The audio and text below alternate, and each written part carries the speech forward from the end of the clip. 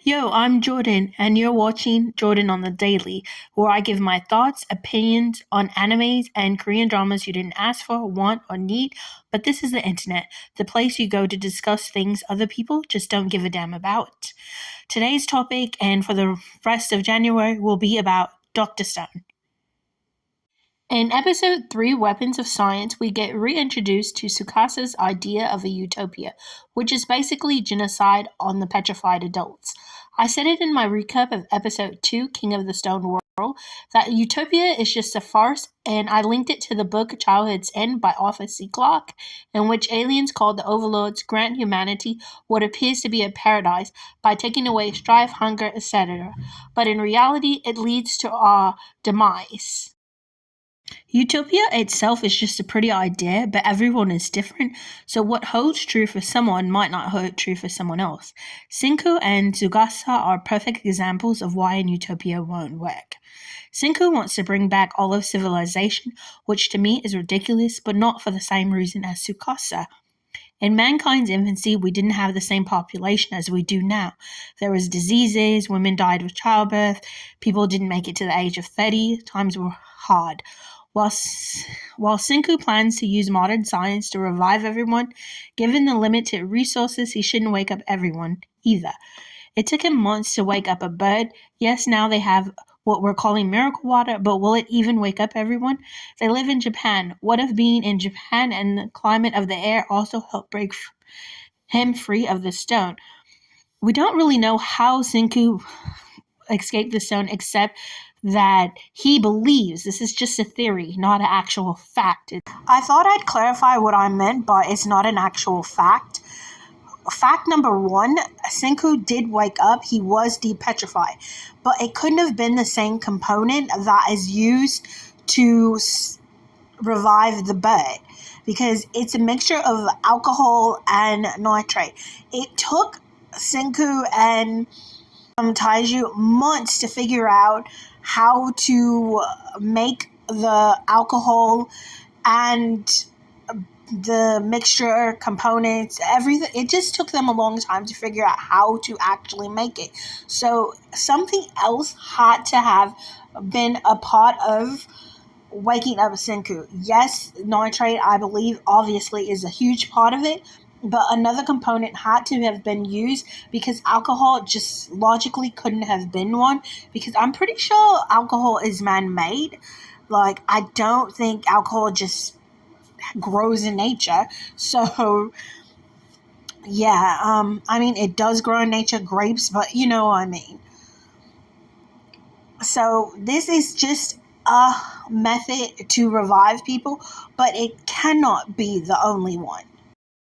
Given that Senku and Tsukasa have different ideas of how to revive people, it's not really surprising that Senku already can tell that Tsukasa will be wanting to stop him from reviving everybody, so he tries to not tell him about the miracle water, but Teju in his big mouth lets the bean spill, and he gives away the miracle water's location.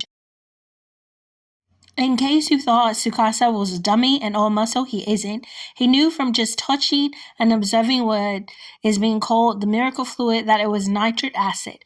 Tsukasa and Senku are definite kings of the stone world, even though that title was used for the lion. Being smart and strong makes him a powerful enemy for Senku. I'm going to go ahead and call him this season's big bad. I kind of wish only fighting against nature was our only big bad. We already have a lot going on. Adding a human conflict between one of 3 survivors seems a bit too soon. I'm not saying waking up the petrified wouldn't cause conflict given we as a people have so many different personalities. I'm saying that Dr. Stone is in its element when it focuses on its science back. I have 10 billion% more fun watching it. I knew these two were going to have conflict from the lion scene from episode 2. Tsukasa was talking about having killed a noble creature and using all of his spots to return to the circle of life, and Senku was just like, yeah, don't waste material. They both believe it was right to use the whole line, but for two totally different reasons. Senku also didn't trust Tsukasa once he saw his strength. He told Taiju he might be too strong, while Taiju thought that wasn't a problem. Senku knew better.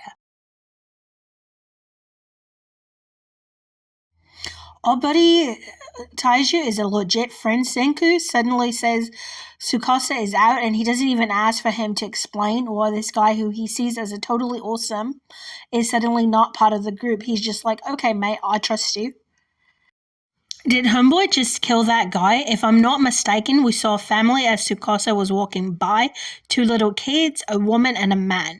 So we're just going to break up families by not bringing back who Tsukasa seems as a greedy adult. Who will thank him for killing off their father? I noticed that he didn't touch the mother. Women can be just as greedy. Not that I want him to take away people's mothers while he's at it, but it shows that his intentions aren't as lofty as he believes. He's biased. This whole greedy adult thing is simply based on his own experience with that one guy who wouldn't let him collect shells for his sick sister. Yasuria not reviving right away brings me back to my point of Senku also being an idealist. He knows that it can take time to depetrify someone, so why would he believe he can bring back everyone? It's not possible. He also already tried to see if he could bring back the dead when he first made the miracle water. Good old Taiju. I've said it, he can be too over the top for me, but when we're talking escaping a murderer and trying to bring back Yasuria at the same time, his brand of overzealousness can be appreciated. How dramatic is this little montage between Yasuria and Taijun, especially for a guy who still hasn't told her he has feelings for her that go beyond friendship? They have this whole epic scene going on, like long lost lovers who haven't been reunited for the 3,700 years. Yet, it is so funny to me because really, he hasn't told her about his feelings. That's just so wild. Stop it, you're aggravating my cold. Oh my gosh, excuse me. Not Senku looking like the third wheel who has better things to do but got dragged out by his lovebird best friends. Now that I think about it, why are we doing this now? We're already in conflict with a guy who has ridiculous brute strength, enough to kill a lion. Why are we reviving her now? Why are we not waiting? That's ridiculous. I don't understand. Senku is a logic-based person, so why isn't he?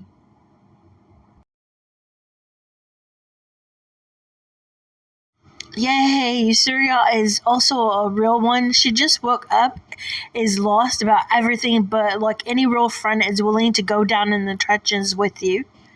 Good for her. It really has to be a blow to Taijun to see that Senku was right, because up until he saw the broken pieces of a petrified person in Tsukasa's hand, he was still saying if Tsukasa is killing people. That dropping of the line felt like throwing down the gauntlet. I love that Taijun stands his ground knowing that he won't hit anyone. We learned that about him in episode 2. While I know we're building Tsukasa up to be the big bad, it seems cheap in a way. All this time arguing could have been spent doing some of the things we said we needed for the lime for. Planting food, building better houses so we could survive, getting to know Yasuria as someone more than Taijun's crush. We already know a little about each of the boys, and we've already established that Senku and Tsukasa have very different ideas about how to bring everyone back. Why don't we give Yasuria her own backstory? I don't like this about certain animes. I know this style of anime, Shuen, is usually meant for teenage boys, so it's male focused, but Yasuria could have gotten a backstory without it distracting from the action of the plot, which is what Shuen tends to be. As if Tsukasa being willing to punch Taijun wasn't enough, the writers show you just how many people he's killed by showing all the heads on the ground. It was a small clip, but you can also tell that Yasuria is a smart cookie. She knew by observing Tsukasa that Senku was right to tell them to run. It just made me want to know even more about her. Yes, finally, we're getting back to what makes Dr. Stone a good anime. Senku is going to MacGyver another scientific advancement in the stone world. This time, a weapon, as per the title of this episode, a weapon of science. I'm really glad Yusuriya is in a wildfire. Like a lot of anime like to make girls. We already don't know a lot about her, but her telling Senku who's being wasteful is a nice touch. I'm still against having spent so much time arguing with Tsukasa so early on. I mean, we have 4 people. We seriously could have waited. But I guess since they differ in who should be awake, it seemed like they couldn't. But I believe food, shelter, things to house and feed the people we want to revive, no matter who we want to revive, should come first. However, I will say it's kind of worth it for the advancement of civilization because of Tsukasa and his brute strength. We're making a weapon. Yusariha's observation skills will be needed later on, I can tell, because wow, girl, how did you notice that the cherry blossoms were different? Does that mean she's into plants? Is that another small clue into her personality? Senku really doesn't have any stamina. It's a good thing that he has a brain, otherwise he would be dead. I love the shock look on Yusaria's face as Senku spits out numbers and Taijin's just all like, yeah, he does that. It's easy for him. He's used to counting the sky.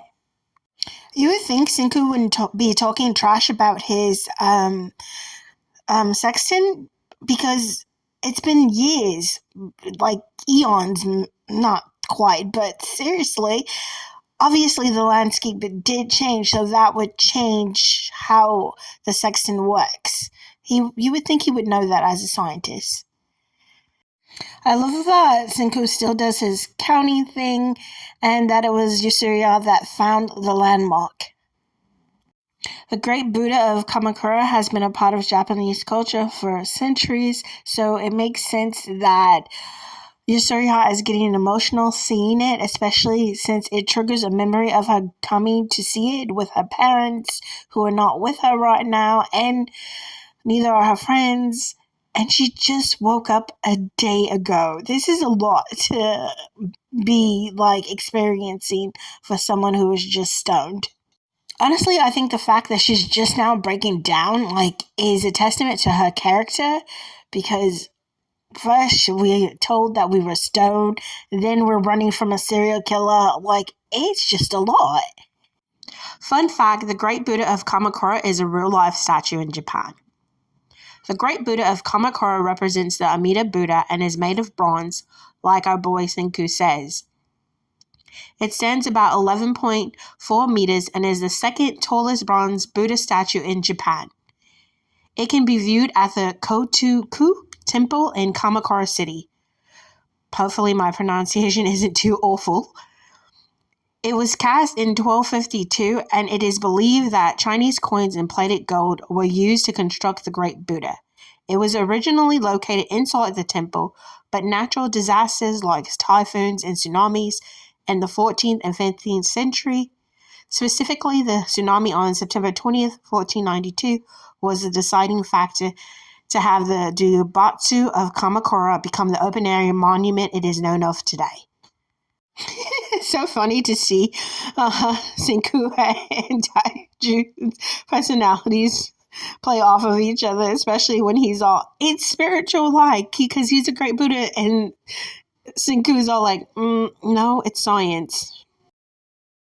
I think moments like this are important because Senku can seem like a cold guy, but he's just like, hey, before we get too depressed, we need to move forward, and the goal is to revive everyone. The weapon of science that took all episode to find out is gunpowder, and I can't wait to see how Senku is going to make that in the stone world. I'm Jordan, and you've just been watching Jordan on the Daily. I'll see you tomorrow, nerds.